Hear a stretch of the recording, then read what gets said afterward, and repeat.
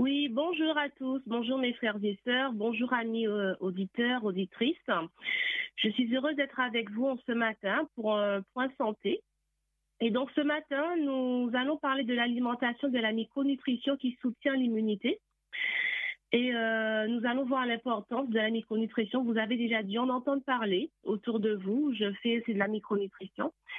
Et donc nous allons voir d'abord l'alimentation qui va soutenir notre immunité et après nous allons voir la micronutrition.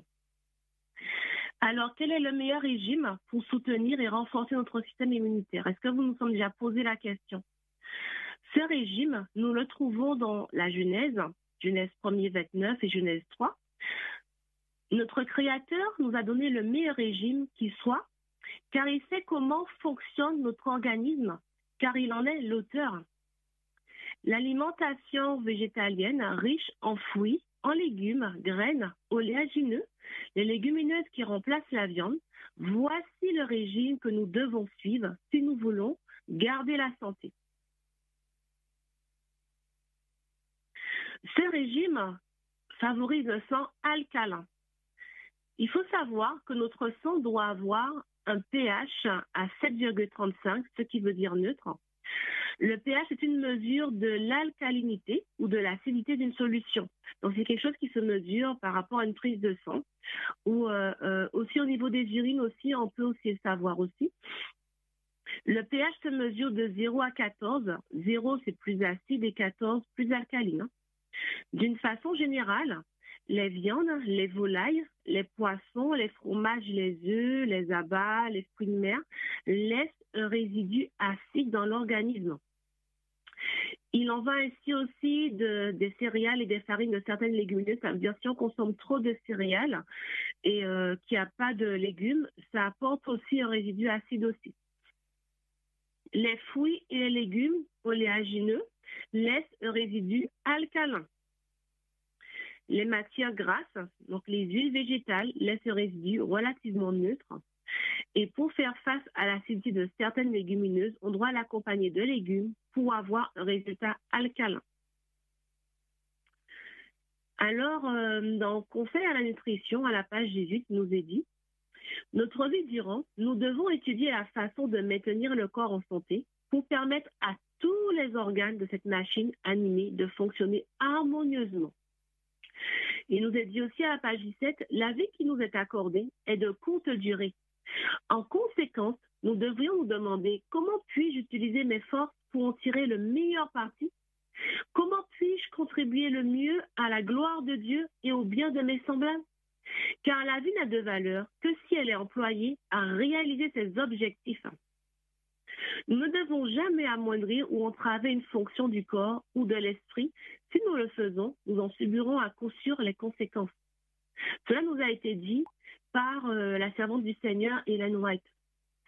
Et nous dit que Dieu a permis que la lumière de la réforme sanitaire brilla sur nous dans ces derniers jours, afin qu'en marchant dans cette lumière, nous puissions éviter les nombreux dangers auxquels nous serons exposés. Notre Père Céleste nous a donné la lumière de la réforme sanitaire pour nous préserver des maux engendrés par un appétit dépravé, afin que ceux qui aspirent à la pureté et à la sainteté sachent user avec discernement de tous les biens qui leur destinent et que la pratique de la tempérance dans la vie quotidienne leur assure la sanctification par la vérité. Alors ne perdons jamais de vue que le but essentiel de la réforme sanitaire est d'assurer un développement maximum à l'esprit, à l'âme et au corps. Toutes les lois de la nature qui sont les lois de Dieu ont été données pour servir à notre bien. Quelle est cette loi justement de santé? La loi de la santé que Dieu nous a donnée. Je vous en avais déjà parlé la dernière fois. Je fais encore un rappel.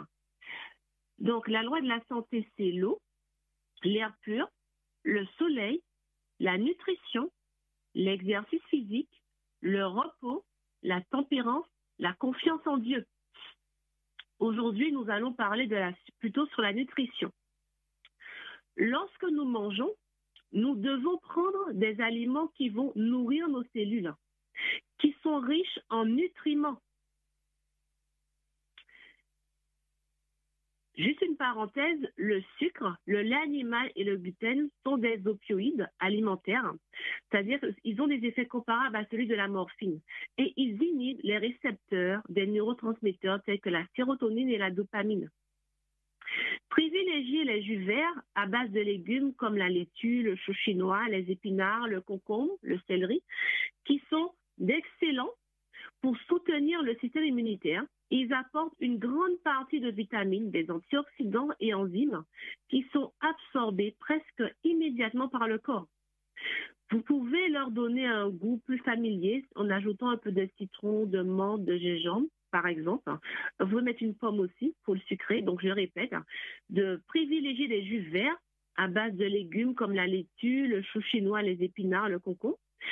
Alors, vous faites ce jus-là qui va apporter des vitamines, des antioxydants à votre corps ainsi que des enzymes. Et vous pouvez rajouter du gingembre, du citron dedans avec un fruit comme la pomme pour donner un peu plus de goût à votre jus. N'oubliez pas aussi de consommer les pousses de graines germées qui sont très peu coûteuses et faciles à cultiver à la maison, qui contiennent toute l'énergie vitale de la future plante en elle. En consommant des fruits et des légumes, graines oléagineux, légumineuses, ce sont des aliments qui vont apporter des nutriments à notre organisme et rendre notre sang alcalin. Malheureusement, ce n'est pas toujours suffisant. Une bonne hygiène de vie, intégrant une alimentation équilibrée et variée à une activité physique modérée, contribue à disposer de bonnes défenses immunitaires. L'alimentation équilibrée doit couvrir nos besoins en acides gras essentiels, en oligo-éléments ou encore en vitamines qui sont essentielles pour restaurer notre physiologie et préserver notre santé.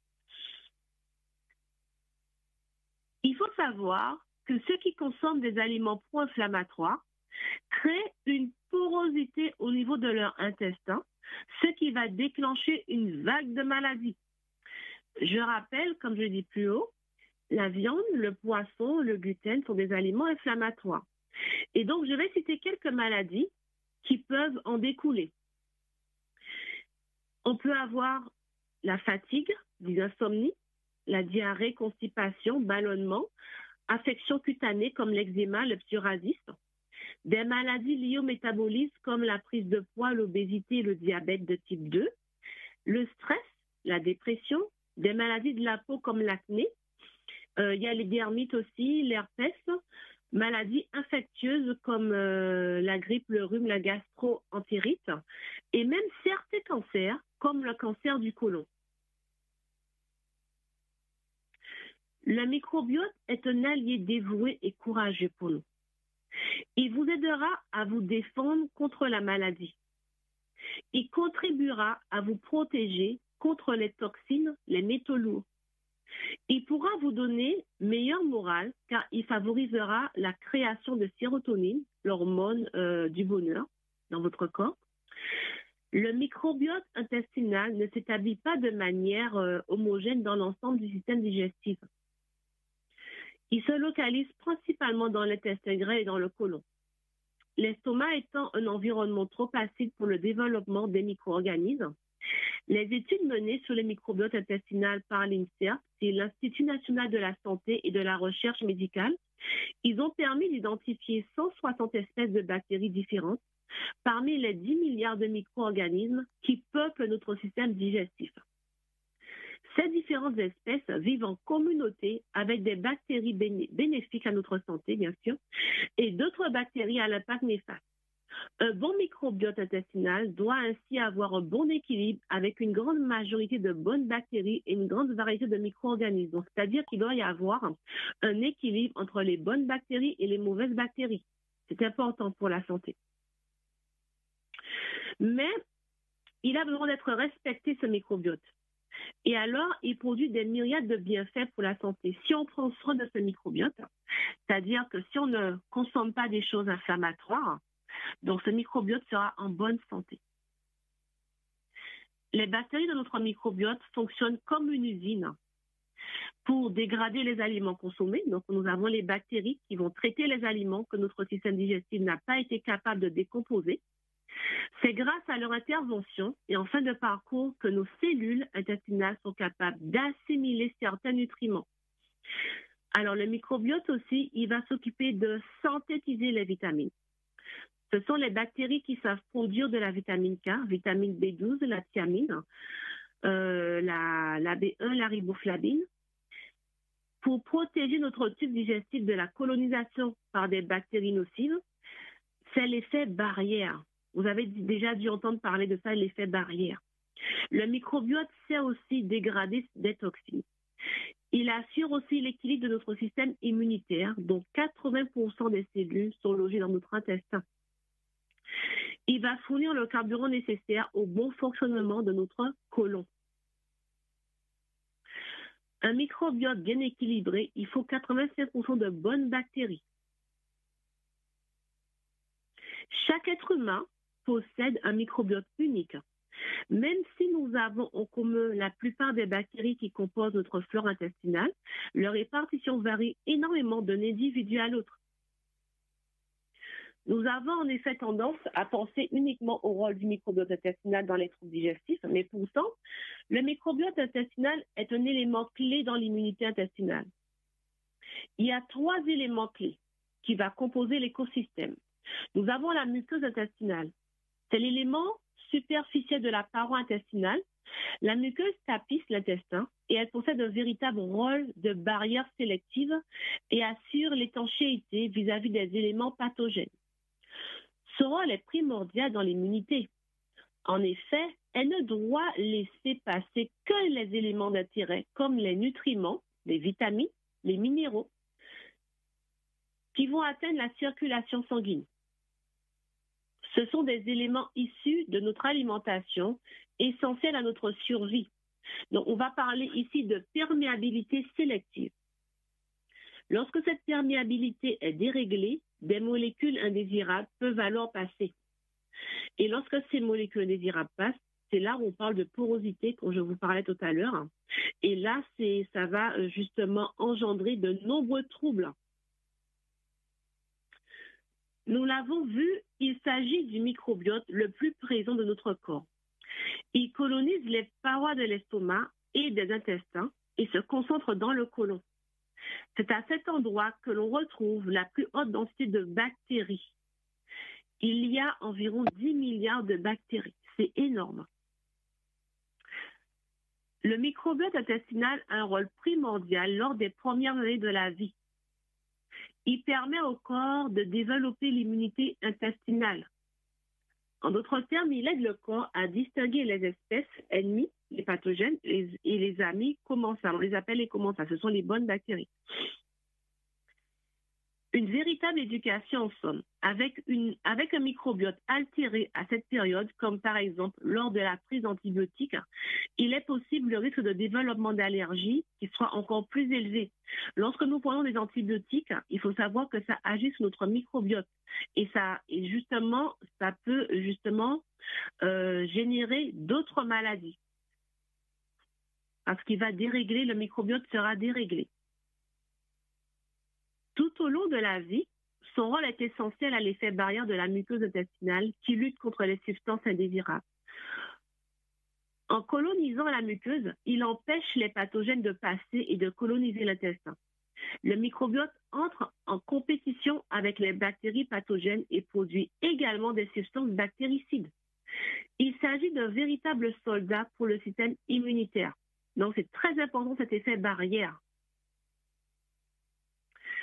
Il y a aussi le système immunitaire intestinal. Le système immunitaire protège l'organisme face aux agresseurs, notamment par la production d'anticorps.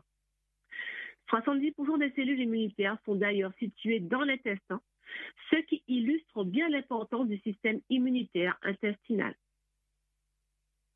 Un lien entre microbiote et inflammation. Je vous rappelle que l'inflammation est étroitement liée à l'immunité. En effet, lorsque notre corps est en présence d'éléments pathogènes, l'inflammation est une des réactions immunitaires observées. Certaines personnes ont un microbiote en or qui va les protéger efficacement mais d'autres en revanche souffrent de microbiote très pauvre ou pire contaminé. Si le microbiote intestinal souffre d'un déséquilibre, on parle alors de dysbiose. Vous avez déjà dû entendre parler de ça. Son impact sur la santé varie alors d'une simple dérégulation à la pathologie, voire à la disparition transitoire ou définitive des bienfaits qu'il prodigue habituellement. Concernant le microbiote, tout est une question d'équilibre. Dans des conditions normales, on parle de biose. Ce terme signifie que le microbiote intestinal est à l'équilibre. Et dans certains cas, on observe un déséquilibre du microbiote et là, on parle de dysbiose. Quels sont les ennemis de notre microbiote? Une forte consommation de sucre peut provoquer une inflammation de notre tube digestif. Je sais qu'on aime beaucoup le sucre, mais nous avons le sucre naturel que nous trouvons dans les fruits.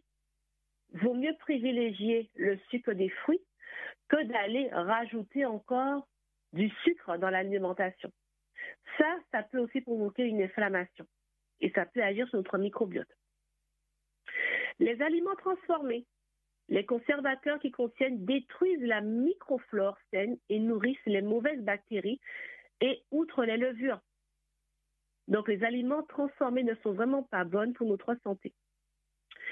Alors, l'eau chlorée, donc le chlore contenu dans l'eau du robinet permet de tuer les germes nuisibles qu'elle peut contenir, mais de la même manière, il s'attaque aussi directement à votre flore intestinale sans faire le tri entre les bonnes et les mauvaises bactéries. Donc, c'est important de pouvoir filtrer l'eau lorsqu'on boit l'eau du robinet pour pouvoir filtrer justement ce chlore qu'il y a dans l'eau. Quelque chose qu'on ne pense pas souvent, mais le stress peut générer une modification de la composition du microbiote. Ça, on doit faire attention au stress. Le stress aussi agit sur le microbiote aussi. Donc la pollution, les métaux lourds, le cuivre ou le zinc, contenus en quantité importante dans les poissons, de la fin de la chaîne alimentaire. Donc tout ça, ça transforme en fait certaines bonnes bactéries en bactéries pathogènes. Donc c'est très nuisible les métaux lourds qu'on peut trouver dans les poissons. Les médicaments aussi, tels que les médicaments anti-reflux, les anti-inflammatoires, tout ça, ça agit aussi sur notre intestin et donc notre microbiote. Les antibiotiques, je vous en ai parlé tout à l'heure aussi, ça agresse aussi notre microbiote aussi. Alors, par rapport à ce microbiote, le microbiote intestinal est un acteur phare. Donc, je viens de vous expliquer cela. Le microbiote intestinal est un acteur phare de notre santé. Et si le microbiote intestinal est équilibré, cela aura une influence sur le transit de notre immunité qui sera positive. Lorsque le microbiote est déséquilibré, alors là, qu'est-ce qui se passe? On parle de dysbiose. Et les micro-organismes bénéfiques ne sont plus qu'en faible majorité face aux micro-organismes néfastes. Cela peut se traduire par un transit difficile. On a des ballonnements, des flatulences, un transit ralenti ou accéléré, des spasmes, mauvaise digestion. Tout ça, c'est lié à la dysbiose. Heureusement, il est tout à fait possible de prendre les devants et d'améliorer son bien-être intestinal. Et pour prendre soin de sa flore intestinale, une alimentation équilibrée et variée est indispensable. Plus votre régime comprendra des aliments de différentes familles apportant de nombreux nutriments différents, plus votre microbiote intestinal sera riche en bons micro-organismes. Bien sûr, il faut miser sur les bons types d'aliments, c'est-à-dire les fruits, les légumes, ainsi que les aliments riches en fibres, car les fibres permettent le développement d'une grande diversité de bactéries. Et ce sont les bonnes bactéries, attention. Une alimentation riche en fibres va permettre d'avoir de bonnes bactéries. Et ça, c'est très important pour le microbiote. Donc, il faut distinguer. Donc, il y a deux types de fibres. Donc, il y a les fibres solubles et les fibres insolubles. Les fibres solubles sont très largement utilisées par le microbiote comme source d'énergie et sont nécessaires au bon fonctionnement du gros intestin. Elles sont également associées à des bénéfices cardiovasculaires en participant, par exemple à la régulation de la glycémie, de la cholestérolémie Et on les trouve dans les pruneaux, le brocoli, les carottes, ou encore des graines de chia que vous pouvez saupoudrer sur vos desserts, sur vos salades, etc. Les fibres insolubles facilitent le transit en augmentant le volume des sels et leur teneur en eau. Ils vont permettre en fait de nettoyer les intestins en faisant glisser les déchets qui vont s'y loger. On les retrouve dans les céréales, dans les légumineuses ou dans les courgettes aussi. Et les fibres ont un effet probiotique sur l'intestin. Ça, c'est important de savoir. Les fibres dans l'alimentation, ils ont un effet probiotique sur l'intestin. N'oubliez pas le curcuma. Il y a la curcumine dedans qui va activer les enzymes antioxydantes et permettre de soigner les dyspepsies et d'autres maladies inflammatoires du côlon. Donc, n'oubliez pas le curcuma qui peut être utile lorsqu'on a des dysbioses. Et on a aussi la cardamone aussi pour traiter les troubles digestifs. Donc, la cardamone, il est conseillé de prendre 1,5 g de poudre ou 1 g en teinture mère ou en huile essentielle. Voilà, ne pas dépasser en fait cette dose. Donc, ça peut aider aussi à gérer les troubles digestifs, les flatulences et tout ça, quoi. Donc, au niveau de la micronutrition maintenant, on va rester toujours sur l'immunité, bien sûr. Qu'est-ce que la micronutrition? La micronutrition consiste à satisfaire les besoins en micronutriments de l'individu par une alimentation diversifiée, associée si nécessaire à une supplémentation grâce aux produits de santé naturels. Donc, voilà la définition qui nous est proposée. Les micronutriments sont indispensables au bon fonctionnement de notre organisme. Ils assurent par ailleurs la bonne assimilation, la bonne transformation et la bonne utilisation des macronutriments.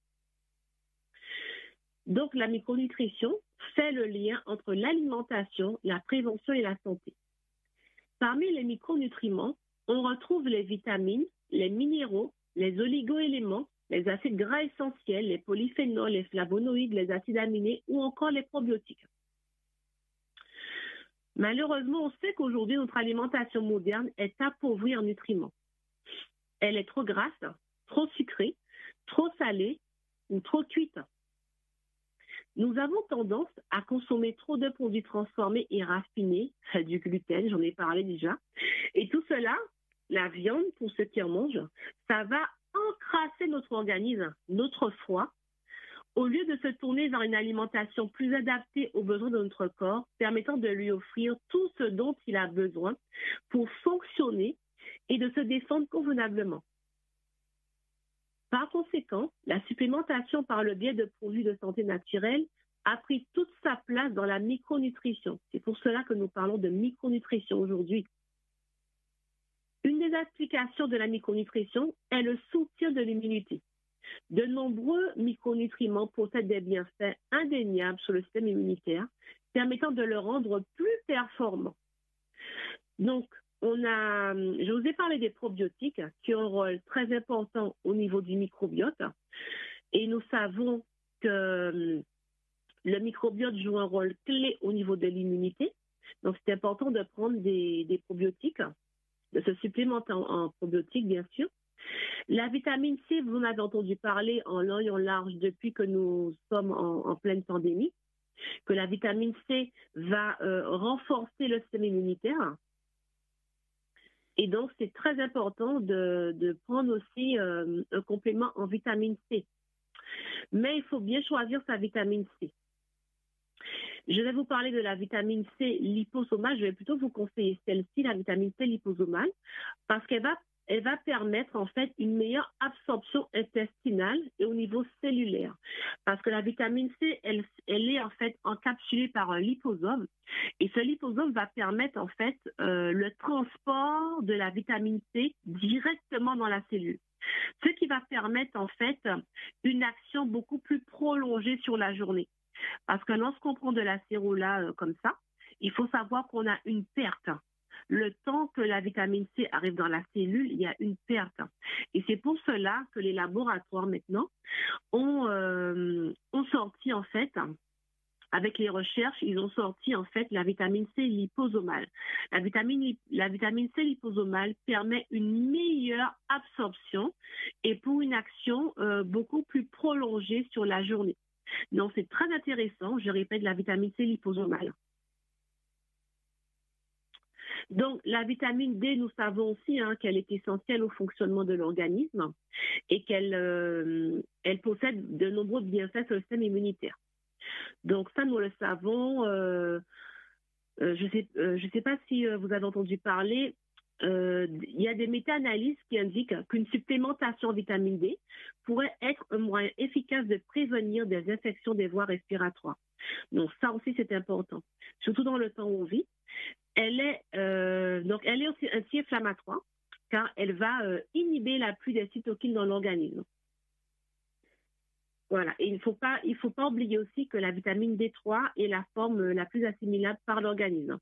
Et donc, je vais préciser, donc c'est bien de prendre la vitamine D3 sous forme huileuse ou alors de le prendre lorsqu'on mange en fait, parce que il faudrait qu'il y ait en fait un corps gras en fait pour l'assimilation de la vitamine D. Alors, comme on parle de micronutrition, donc je parle des compléments alimentaires. Donc, on a vu la vitamine C, la vitamine D. Il y a le zinc aussi qui est essentiel aussi pour soutenir l'immunité. Je ne vais pas trop en parler, vous en avez entendu parler aussi. Les antioxydants, c'est important aussi de le prendre parce que lorsque l'organisme manque d'antioxydants pour combattre le stress oxydatif, les cellules immunitaires et les organes vitaux, tels que le foie, le cœur ou les reins, risquent d'être endommagés. Donc, une supplémentation est donc intéressante au niveau d'antioxydants. Alors, il y a différents antioxydants qu'on peut prendre. Donc, si vous avez besoin d'un peu plus, vous pouvez me contacter ultérieurement.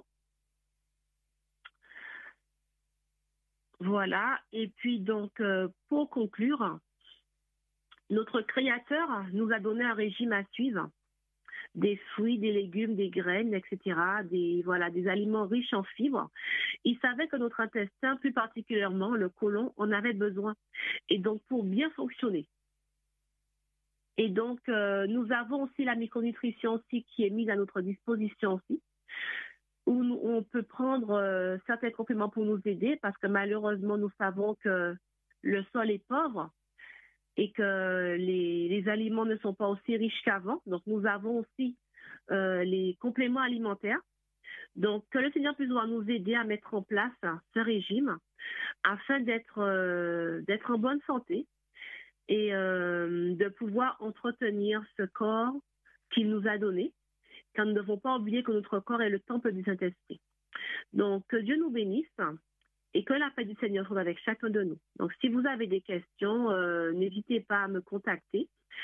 Je ne pense pas qu'on ait tant de questions aujourd'hui, mais si vous voulez en savoir un peu plus sur la micronutrition, vous pouvez toutefois me contacter au 06 42 85 05 52. Je répète, 06 42 85 05 52. Sinon, vous demandez mes coordonnées à la radio qui se fera un plaisir de vous transmettre mes coordonnées. Donc voilà pour aujourd'hui sur l'alimentation et la micronutrition. Que Dieu vous bénisse, mes frères et sœurs.